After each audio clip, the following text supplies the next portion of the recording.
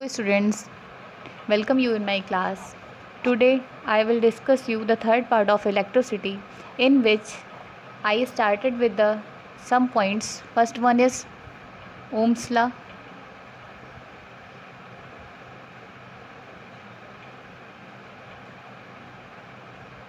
Second one is resistance.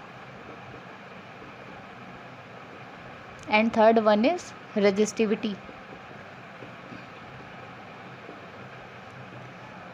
And after that their numericals. So I will start with the first of the topic, Ohm's law. Starting with our first topic, Ohm's law.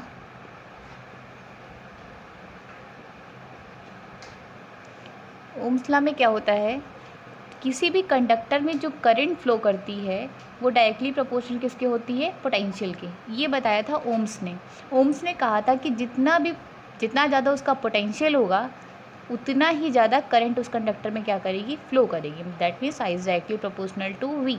तो अगर इसकी definition अब लिखना चाहें तो क्या हो जाएगा, according to Ohm's law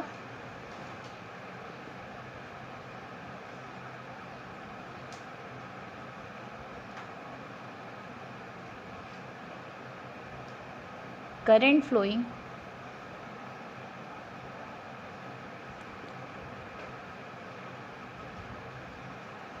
through a conductor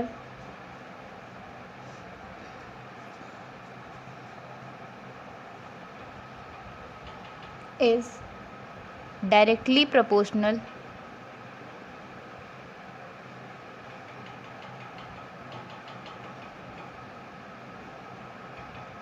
to the potential difference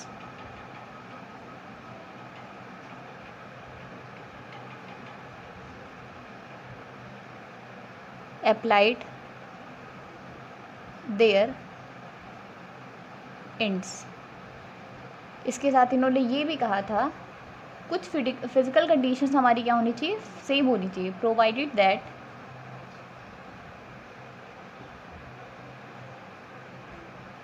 some physical quantity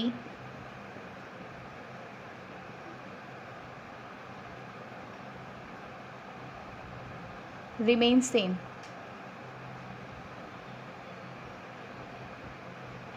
just like temperature,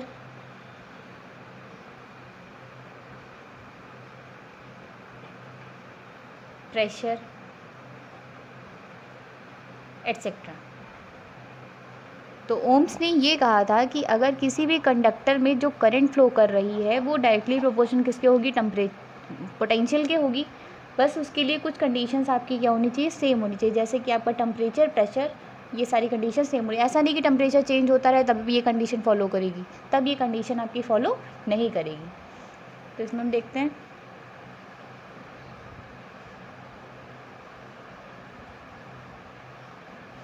I is directly proportional to V हो जाएगा। तो V इज़ डायरेक्टली प्रोपोर्शनल भी हम क्या लिख सकते हैं, I। बात वही है, अगर इस डायरेक्टली का मीन्स क्या होता है, इसमें चेंज होगा तो उतना ही I में चेंज होगा, या जितना I में चेंज हो रहा है उतना ही V में चेंज होगा, दोनों चीज़ें सेम होती। तो जब भी हम प्रोपोर्शनैलिटी का साइन हटाते हैं तो सबसे पहले क्या आता है, हमारा एक कॉन्स्टेंट आता है। यहाँ पे वाला कॉन्स्टेंट कौन सा इंट्रोड्यूस हुआ है, R। R आपका क्या है, कॉन्स्टेंट है, और इस कॉन्स्टेंट का नाम क्या है, रेजिस्टेंस। तो इससे हमारा V is equals to I R जो होता है, ये हमारा क्या होता है, ओम्स लॉ होता है। इसके बाद देखते हैं, इसका मीन्स ये हो गया कि V अपॉन आई जो है वो हमारा क्या हो जाएगा, हमेशा कांस्टेंट रहेगा, V और I का रेशियो। जैसे एक एग्जांपल से आप समझ सकते हैं कि मान लेते हैं कि V की वैल्यू कितनी गिवन है आपको, 15 वोल्ट गिवन है, और I की वैल्यू कितनी गिवन है आपको, 5 एम्पियर गिवन है। तो अगर हम इन दोनों का रेशियो निकालेंगे तो क्या हो जाएगा, 15/5 दैट इज़ 3। अगर एक दूसरा केस ले लें, दूसरे केस में V की वैल्यू कितनी गिवन है हमारी, 18 गिवन है, और करंट की वैल्यू कितनी गिवन है हमें, 6। तभी भी इन दोनों का रेशियो V अपॉन आई क्या हो जाएगा हमारा, 18/6, यानी कि क्या हो जाएगा, 3। तो आप देख रहे हैं हर बार वैल्यू हमें क्या मिल रही है, सेम मिल रही है, ये आपका कांस्टेंट होता है। तो ये 3 की जगह पे 4 भी हो सकता है। बस ये है जो वैल्यू पहले केस में आएगी वही वैल्यू आगे वाले भी केस में आएगी। कांस्टेंट हमेशा आपका क्या रहेगा, फिक्स रहेगा। इसी ओम्स लॉ से V is equals to I R से अगर हम I की वैल्यू फाइंड करेंगे तो क्या आ जाएगी, V अपॉन R। अभी लास्ट क्लास में हमने आपको बताया था कि I का फॉर्मूला एक और बताया था, वो क्या था हमारा, Q/T था। तो उसमें आपको अगर Q और T दिया है तो आप क्वेश्चन में I फाइंड करना है तो आप ये फॉर्मूला यूज़ कर लेंगे। अगर आपको V और R दिया है और I की वैल्यू फाइंड करनी है तो आप ये वाला फॉर्मूला यूज़ कर लेंगे। जैसी कंडीशन होगी उस हिसाब से हम फॉर्मूला चेंज करते रहेंगे। अब इससे हम देख के ये कंक्लूज़न निकालेंगे कि I is directly proportional to V। दूसरी चीज़ क्या है, I is inversely proportional to R। एक चीज़ ध्यान रखिएगा कि दोनों साइन हमारे सेम बनते हैं, बस प्रोनाउंसिएशन अलग अलग हो जाता है कि अगर कोई भी चीज़ ऊपर लिखी हुई है तो हम बोलते हैं डायरेक्टली प्रोपोर्शनल, अगर वही चीज़ 1 अपॉन करके लिखी है तो हम बोलते हैं इन्वर्सली प्रोपोर्शनल। ठीक है, तो पहले केस में आपका क्या हो जाएगा, I is directly proportional to V। इसमें अगर आप V को क्या करेंगे, डबल कर दें, V की वैल्यू को अगर आप डबल कर देंगे तो I भी क्या हो जाएगा आपका डबल। मतलब जो आप V के संग करेंगे वही काम I के साथ हो जाएगा। अगर आपने V को हाफ किया तो I भी आपका क्या हो जाएगा, हाफ हो जाएगा।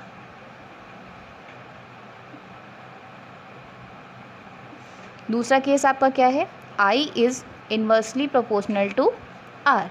इसमें उल्टा होता है, अगर आपने R को डबल किया, R की वैल्यू को क्या कर दिया, 2 टाइम्स कर दिया, तो अगर आप इसको 2 टाइम्स यहाँ पे करेंगे तो I ओवरऑल क्या हो जाएगा, 1/2। मतलब I की वैल्यू आपकी क्या हो जाएगी, हाफ हो जाएगी। और अगर दूसरे केस में R को आपने हाफ किया तो I की वैल्यू आपकी क्या हो जाएगी, डबल हो जाएगी। कैसे होगी वो भी देख लीजिए। जैसे I यहाँ पे हमने डायरेक्टली प्रोपोर्शन का साइन लगाया और यहाँ पे इसको लिख दिया 1/2R, तो रीड करेंगे तो ओवरऑल वैल्यू हमें क्या दिख रही है, 1/2। और अगर हमने इसकी जगह पे दूसरे केस में हाफ डाल दिया, R की जगह पे क्या डाल दिया, R/2, तो ये वाला 2 आपका कहाँ जाएगा, ऊपर जाएगा, तो क्या हो जाएगा, 2 टाइम्स ऑफ R। तो ये पहले के 2 टाइम्स हो जाएगा।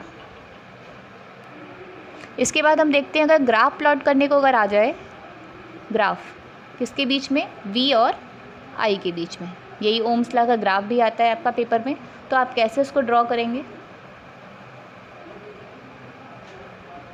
एक साइड आप क्या ले लेंगे, पोटेंशियल V, और एक साइड आप क्या ले लेंगे, current I।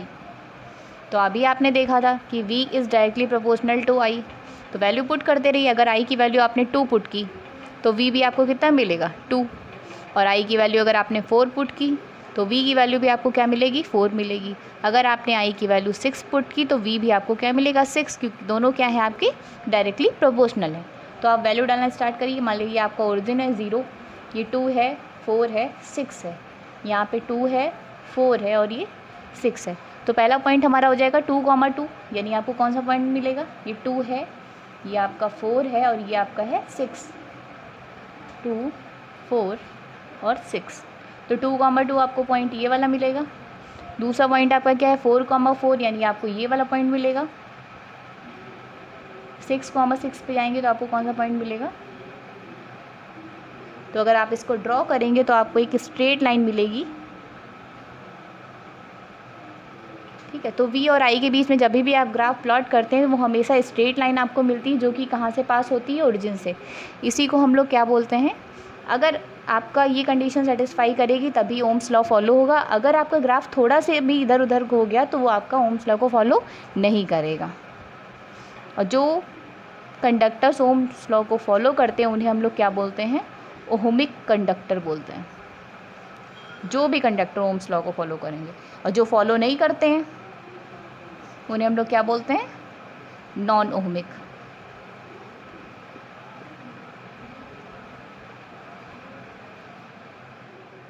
Not follow.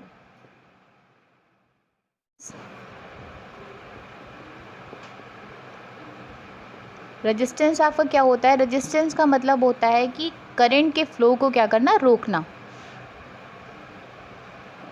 Flow of current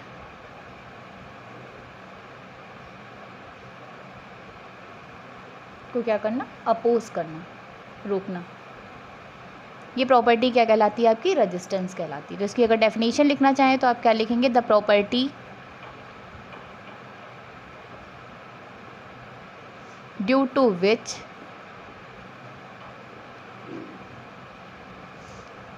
it opposes the flow of current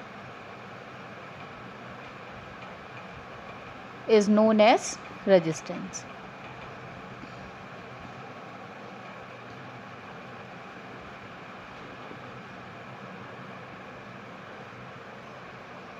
okay, आप एक और डेफिनेशन लिख सकते हैं इसकी। अभी आपने देखा था ओम्स लॉ से V = IR से R की वैल्यू क्या आई थी आपकी, V/I। तो आप दूसरी डेफिनेशन ये लिख सकते हैं, the ratio of potential and current is known as resistance.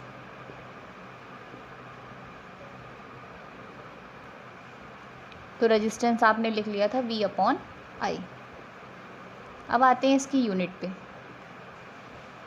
Unit इसकी क्या होती है, ओम, क्योंकि ओम्स लॉ से आया था R, इसलिए इसकी यूनिट क्या आई थी आपकी, ओम आई थी। और ओम का सिंबल आपका होता है ये। और अगर दूसरी यूनिट इसकी लिखना चाहें तो पोटेंशियल की यूनिट हमने आपको क्या बताई थी, वोल्ट। और करंट की यूनिट हमने आपको क्या बताई थी, एम्पियर। तो दूसरी यूनिट आपकी हो जाएगी वोल्ट पर एम्पियर। और देखते हैं इस क्वेश्चन में आपको गिवन है, when a potential difference of 3.0 volt. सबसे पहले क्या गिवन है आपको, पोटेंशियल डिफरेंस वो है आपका 3.0 वोल्ट। आगे बढ़िए, लिखा हुआ है maintained across a nichrome wire of current 0.75 ampere. Current कितनी गिवन है, 0.75 एम्पियर गिवन है। नेक्स्ट इसमें आपसे पूछा है कि रेजिस्टेंस आप फाइंड करिए, तो R आपको फाइंड करना है। फॉर्मूला लगा दीजिए, R = क्या होता है, V/I। V कितना है आपका 3 और I कितना है 0.75। पॉइंट हटाइए 0, 25 से कट कर लीजिए, 1 जा 2 जा 3 4 जा। तो R की वैल्यू आपकी कितनी आ जाएगी 4, और यूनिट इसकी रेजिस्टेंस की क्या होती है, ओम। तो हम रेजिस्टेंस बेस्ड क्वेश्चन है आपका।